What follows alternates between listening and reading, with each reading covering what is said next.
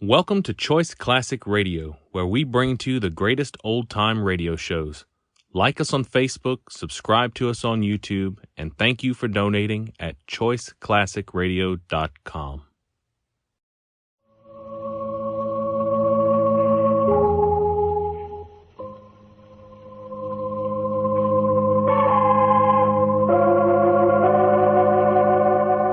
From New York, the makers of Clippercraft clothes for men and 924 leading retail stores from coast to coast present the world's most famous detective, Sherlock Holmes.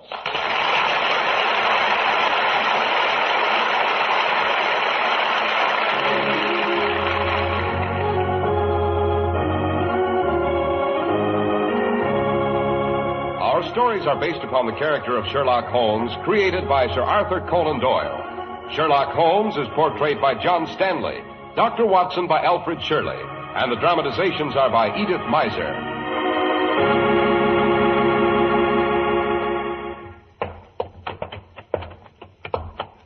Winter's certainly here, Dr. Watson. There are snowdrifts 3 to 4 feet high piled outside your door. Let me take your galoshes, Mr. Harris, while you warm your feet by the fire.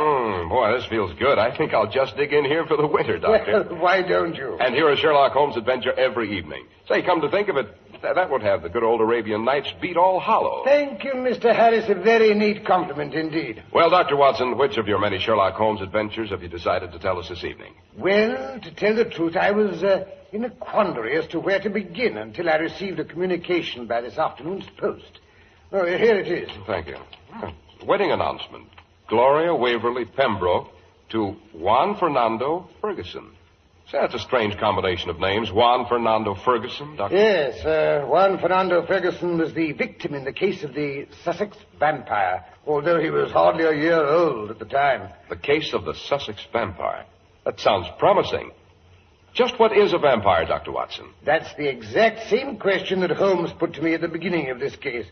But before we go into the subject, suppose you say a few well-chosen words on another subject. A subject we're very pleased to hear about on this program. I thank you, Dr. Watson. A few words that give you the whole story in a nutshell are these. Clippercraft clothes are the best values in suits, top coats, and overcoats you've ever seen. Now, you have every right to say to me, how do you explain that, Mr. Harris? Tell us what makes it so. Well, explaining Clippercraft's great values is simple as ABC. They're planned values. They take advantage of all the ingenuity their makers can bring to bear. The Clippercraft plan concentrates the buying power of 924 leading stores across the nation, making tremendous savings in manufacturing and distribution costs. You get the savings this brilliant plan makes possible. What's more, you get them at your own local independent store, at the store you can trust. Until you see them, you wouldn't believe such beautifully tailored suits were possible at only $40 and $45. Such handsome top coats and overcoats at only $40.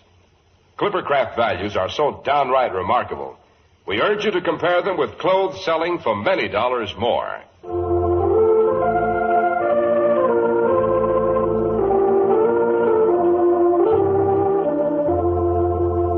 And now, Dr. Watson, to return to the case of the Sussex vampire. It was a blustery afternoon, Mr. Harris. Early in November in the year... let me see. Somewhere early in the 1900s. Well, at any rate, I had returned to our rooms in Baker Street to find Holmes standing before the huge reference books he had compiled for himself, the volume V in his hands and a critical look on his face.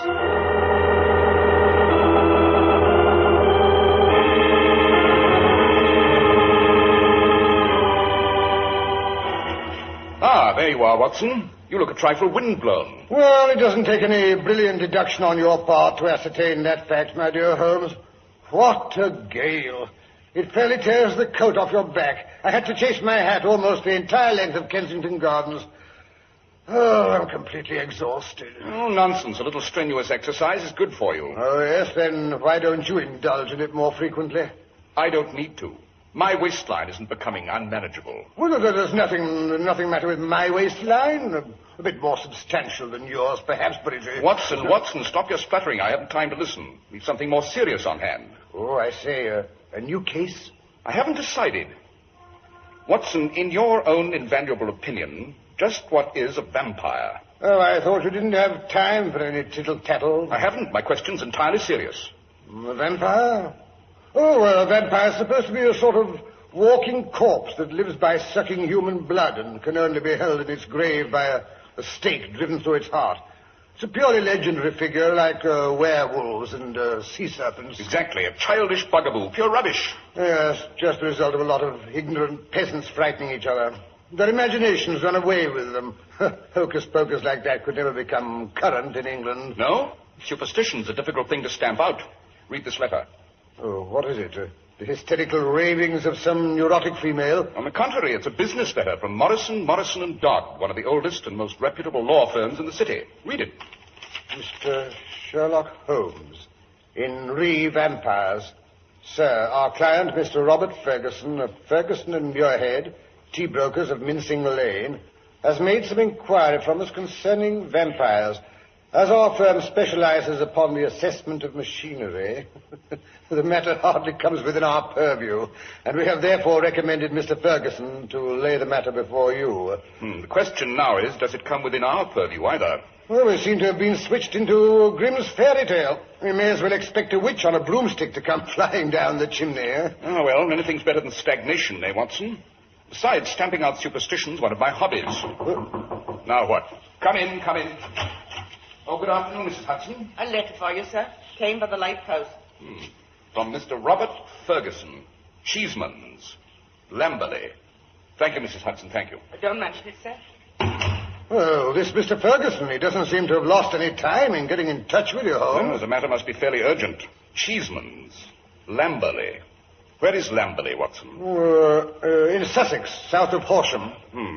Read the letter, there's a good fellow. Oh, really, Holmes? You're becoming more indolent every day. Rubbish. Just because I sit here relaxed with my eyes closed doesn't mean I'm not mentally alert. But get on with the letter, get on with it. Well, wait a minute, can't you? Well, wait till I get it out of the envelope. There we are. My dear Mr. Holmes, I have been recommended to you by my lawyers, but the matter is so delicate I hardly know how to explain it to you. Some 5 years ago, I married a South American lady, the daughter of a Peruvian merchant.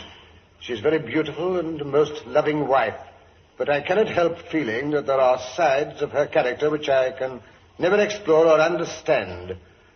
A few months ago, she began to show some curious traits quite alien to her ordinarily sweet and gentle disposition. This is my second marriage. I have one son by my first wife, charming and affectionate, but a cripple. Twice my wife was caught in the act of assaulting this poor lad in the most brutal and unprovoked way.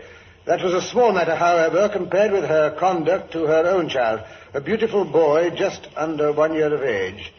The story, if true, is almost too horrible to mention. One afternoon last week, I heard my older boy screaming upstairs.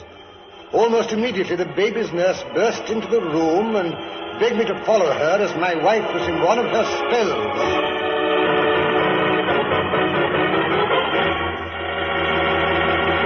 Let me go! Let me go! You're hurting me! Oh! Oh, Mr. Ferguson, sir, come quick. It's your wife. She's took bad again. What? She's beating the boy. Oh, hurry, sir. She'll kill him. Good heavens, this is dreadful. Come along, nurse. You're twisting my arm. Oh, stop hitting me. Stop. I'm coming, Jackie, I'm coming. Tina! Tina, let the boy go. I say, let the boy go. Father, look. Father, she hit me. Look there. Why, you've raised a great welt on his arm. This is too much, Tina. Are you going crazy? I hate him. I hate him, the little beast. After all, Tina, he is my son and a cripple. How can you be so inhuman? It is because I love you. Don't you understand? I would sacrifice myself rather than break your heart. You must believe me. You must trust me. Yes, but what do you want me to believe? I cannot tell, but you must trust. After all, actions speak louder than words. How can I believe you love me when I see you torturing my son? I hate him. Take him away. I will kill him next time. Stop it. You're delirious, that's it, you're delirious. Don't you think so, nurse? It's worse than that, sir. She's possessed of the devil. She and Dolores, that blackguard maid of hers. Dolores practices strange rites up in her room. She's a voodoo, I tell you. Oh, nonsense, this is going too far. Has the whole house turned into bedlam? Really, nurse, Dolores is from Latin America. Just because she does things you don't understand doesn't make her a witch. It's all quite easily explained. There's something going on in this house you can't explain so easy, no matter how you try. What do you mean? What I saw in the nursery this afternoon, just before she started into beating Jackie. Oh, don't tell. You promised not to. Oh, for the love of heaven, don't tell. Tina, be quiet. What did you find, nurse? I was out in the back hall, warming the baby's bottle, when all of a sudden I heard a loud cry, like he was in pain. I ran in to find out what the matter was. And there she was, leaning over the baby. I screamed. She looked up, and there was blood on her face. She's a vampire, that's what she is, a vampire.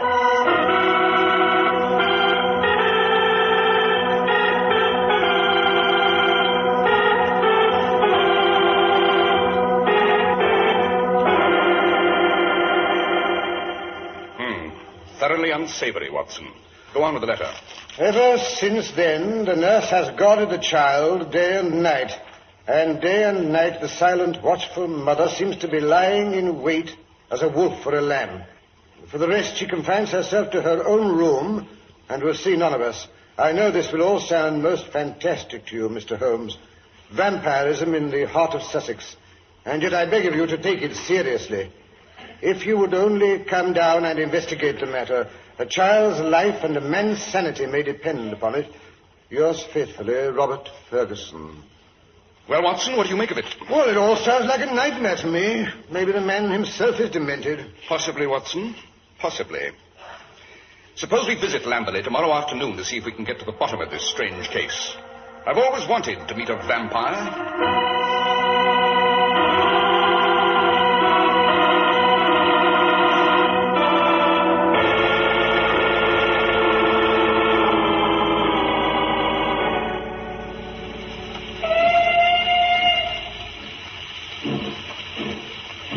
Ah, yes, that must be our client, Mr. Ferguson, waiting at the other end of the platform. You mean the long, slab-sided man with loose limbs and a splendid back?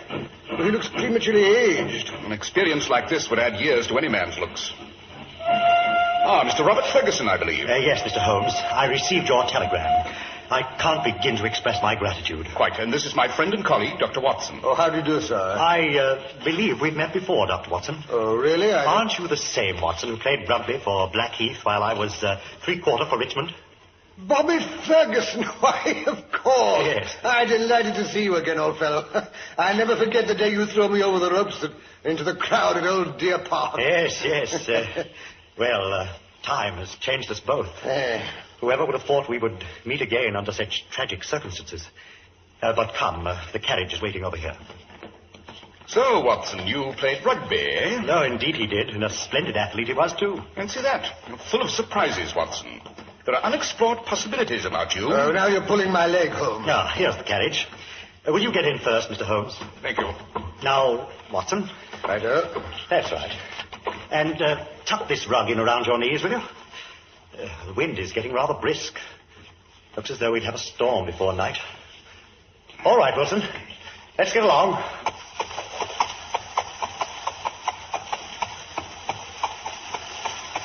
Now then, Mr. Ferguson, if you don't object to a few personal questions... No, anything. What can I do? I can't go to the police with such a story, and yet I must protect the children. Is it madness? Is it something in the blood? Have you ever had a similar case?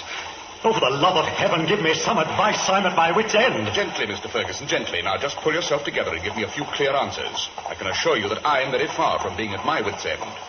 First of all, have you spoken to your wife since the discovery? No, Mr. Holmes. She refuses to see me. Her maid, Dolores, who's been with her since she was a child, is the only person she will see. I gather that you did not know your wife well at the time of your marriage. Only a few weeks. Then your wife's character would be better known to her maid than to you. I suppose so.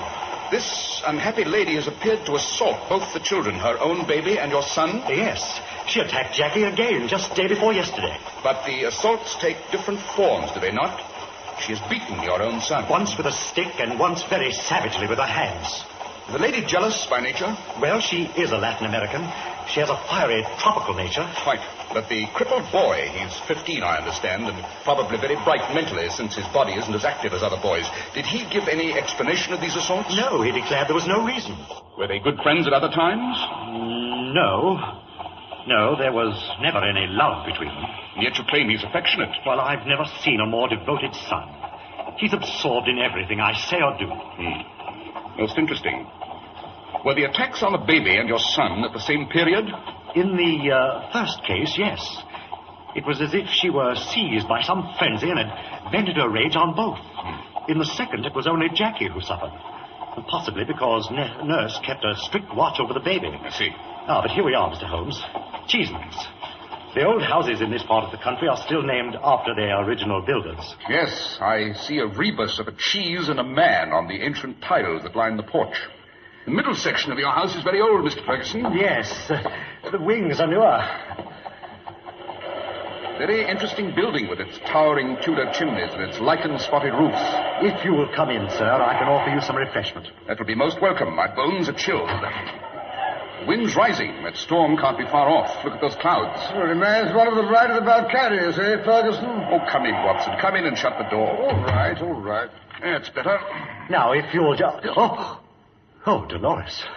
Si, senor. Dolores, bring some sandwiches, will you?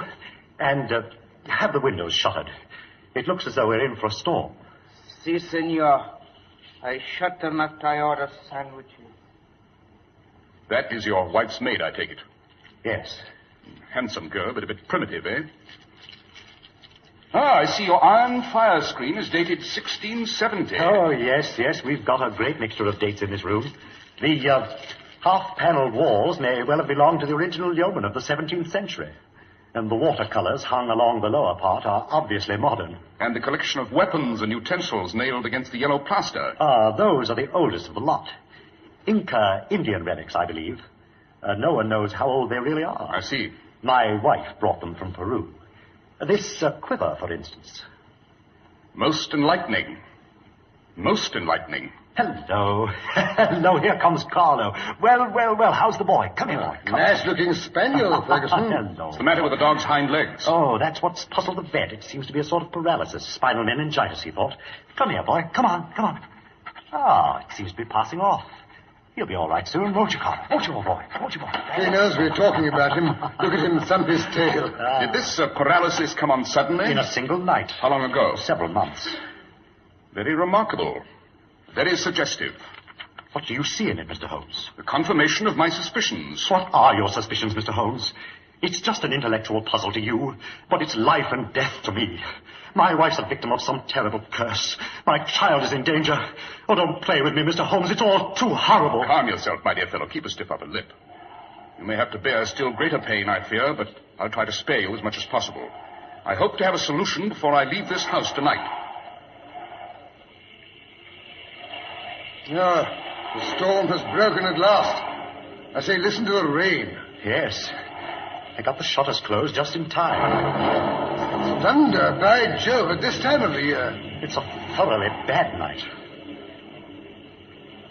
Sandwiches, senor.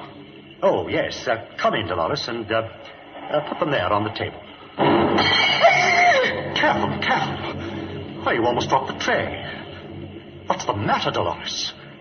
Why, you look as if you'd seen a ghost. I'm frightened. Listen. You hear that storm? It's the great dogs of death howling round this house. My mistress, she very sick. She no take food. I'm frightened to stay with her without doctor. I should be glad if I could be of service. Would your mistress see Dr. Watson? I take him. I not ask leave. She need doctor. Oh, then I'll come at once. You're sure you're not afraid? My wife may be really dangerous. Oh, rubbish, Ferguson. I can take care of myself.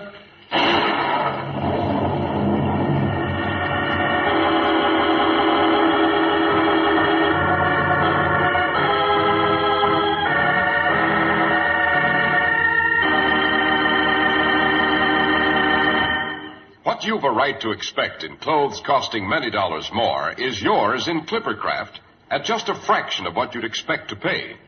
You get long wear that results from fine materials and good workmanship. You get good taste, correct styling as worn by the world's best-dressed men. And you get comfort and perfect fit from skilled designing and precision tailoring. American production genius applied to the making of clothes makes this possible. That and the unique Clippercraft plan concentrating the buying power of 924 of the nation's leading stores from coast to coast. You get the savings that result from this group buying at your own local independent store, at the store you can trust. Clippercraft suits are only $40 and $45. Clippercraft top coats and overcoats are only $40. Selling expensive clothes at inexpensive low prices at the nation's finest independent stores is the great big idea behind the Clippercraft plan. That's why men who know insist on Clippercraft clothes. So be sure to visit the Clippercraft store in your city. The leading stores in the metropolitan area that bring you Clippercraft clothes are Saks 34th, Broadway at 34th Street, Manhattan, Abraham and Straus, Brooklyn, the Boulevard Men's Shop, Kresge, Newark, New Jersey, and the B&B Clothes Shop, 16408 Jamaica Avenue, Jamaica. These great, courteous, and friendly stores are proud to add their names to that of Clippercraft in the label of your suit, top coat, sports jacket, and overcoat.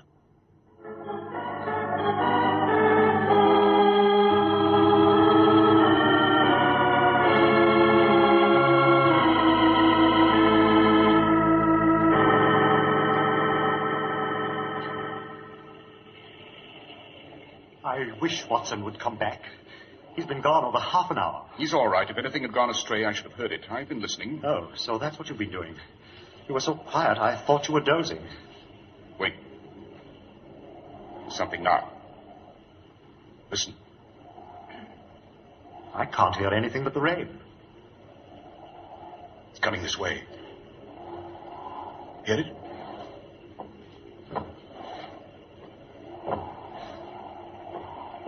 Oh, yes, now I do. That's Jackie's cane, poor fellow. He's coming in here. It's the spine that's weak, I can tell by the limp. Excitable, too. Shh, here he is. Oh, Father. Father, I didn't know you were back. I'd have been here to meet you. I thought you were out in the storm. I'm so glad to see you. Gently, Jackie, please. Don't hug so tight. There, now, that's better. We have company. This is Mr. Holmes. Hello, Jackie. Sherlock Holmes, the detective? That's right. Oh. Now that I've met your eldest son, Mr. Ferguson, may I make the acquaintance of the baby? Why, certainly, Mr. Holmes, certainly. And just wait till you see him. How anyone could have the heart to hurt him. The most beautiful baby. So that's it. What did you say? What's the matter? Why are you looking out the window like that? What do you see? The solution of this crime. Yes, but the windows are shuttered. Quite. Well, I may say you gave me a start. I'm sorry. Oh, not at all. My nerves are a bit on edge. What with this situation and the storm. Jackie, go upstairs. That's a good fellow. And ask Nurse to bring the baby down here, will you? Yes, Father.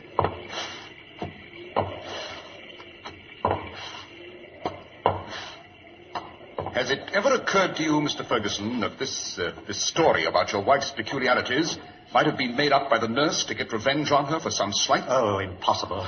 In the first place, I saw her beat the boy with my own eyes. Yes, but the other... Oh, no. Unfortunately, I feel that must be the truth, too. Nurse is a good woman with plenty of common sense. She's always been very fond of my wife and the baby. I'm sure she'd never have told me if she'd not felt it were necessary to protect the child. Yes, I thought so. However, we were bound to consider every possibility. You never know. Help! She's killing him! Hello, what's up? Hurry, Holmes! Hurry! Coming, old chap, coming. Oh, this is terrible. What's up? What's happened? Mrs. Ferguson. Her bedroom door was open. She saw the boy go into the nursery. Quick as a flash, she was out of bed and into the other room. Oh, it's awful.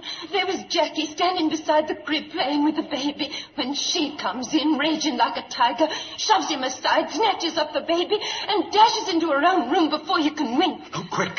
We must get the baby away from her. The door's locked. We can't get in. Break it down, then. Help me, Watson. 1, 2... Get out of the way, Dolores. You know, take one step or I shoot. Tina, look at her. She's got the baby. In heaven's name, don't take the baby away from me. Please don't take it. Stand back, you no touch her. Go ahead and shoot. I'm going to save my baby. Easy, Ferguson, easy. Dolores, would you mind pointing that revolver in some other direction? I know your intentions are good, but your nerves are a trifle unsteady. Look at my wife, the murderess. Mr. Ferguson, it seems to me that your wife is a very good and a very ill-used woman. How can you stand there and say that? Look at her. Blood on her lips. She's killing him. Has it ever occurred to you that a wound may be sucked for some other purpose than to draw blood from it? What do you mean? To draw poison from it. Your wife has been risking her own life to save your child. Poison? Quite. The South American household has weapons on the walls. When I saw that empty quiver, I was sure. If the child were pricked by one of those arrows dipped in curare or some other devilish drug, it would mean death, if the venom were not sucked out. You mean Tina's not... I see, of course. Why, it's quite obvious. And the dog. If one were going to use such a poison, wouldn't it be wise to first try it on the dog to make sure it hadn't lost its power? Oh, yes. But who could have done it? I don't understand. If I tell you, I must wound you very deeply in another direction. Oh, no. No, you must not tell him. You must... Darling, what does it matter as long as you're cleared? Don't you understand? Nothing else matters. Oh, Robert. Why? Why didn't you tell me? Your wife knew how much you loved your other son. She was afraid it would break your heart. Jackie? My Jackie. Oh, Robert, you must not be sad. He's jealous, just a child. You will get over it. Yes. Yes, we'll help him. Together. Oh, my darling, I'm so glad it wasn't you. Oh, I'm so happy. Oh, there, darling. Don't. Come, Mr. Sherlock Holmes. Your work is finished. They no longer need you. Yes, but, Holmes, don't you think we ought to... And Dolores is right. Come along, Watson. At this particular moment, we're decidedly de trop.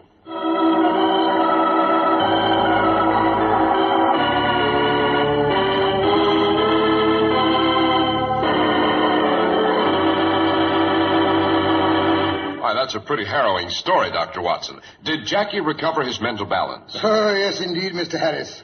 They sent him around the world with a good tutor. Sea air, marvelous for adolescent nerves. Yes, Doctor, but how did Holmes know it was the boy? You remember his saying he saw the solution of the crime in the shuttered window pane? Well, Mr. Harris, what he really saw was the reflection of the boy's face when his father affectionately mentioned the baby. Holmes caught a glimpse of such jealousy and cruel hatred as one seldom sees on a human face. Well, Dr. Watson, that certainly is a thrilling story, and you certainly know how to tell it. To paraphrase my friend Sherlock Holmes, elementary, my dear Mr. Harris. Elementary. And what story are we to have next week, Dr. Watson? Well, next week I think I'll tell you how Holmes and I spent the Christmas holidays at Pendragon Castle and became involved with a ghostly lady in white, the honor of the Nevilles, and a Father Christmas who, quite unexpectedly, sang bass.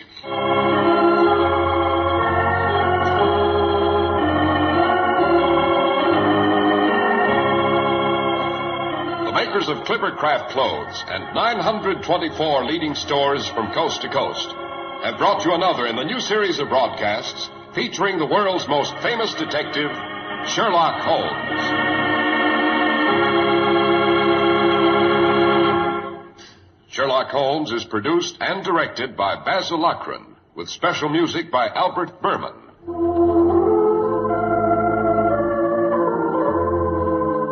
If you don't know your Clippercraft dealer, write Clippercraft, 200 Fifth Avenue, New York City. Lives are lost needlessly every year when people die of tuberculosis. You do your part to prevent tuberculosis when you buy and use Christmas seals. And be sure to do your Christmas mailing early. Be sure to listen next week to Sherlock Holmes in the Adventure of the Christmas Bride.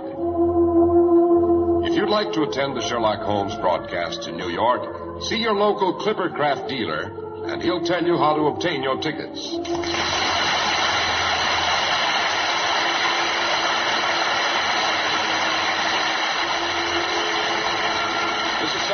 Speaking for Clippercraft Clothes. This is the world's largest network, serving more than 450 radio stations, the Mutual Broadcasting System.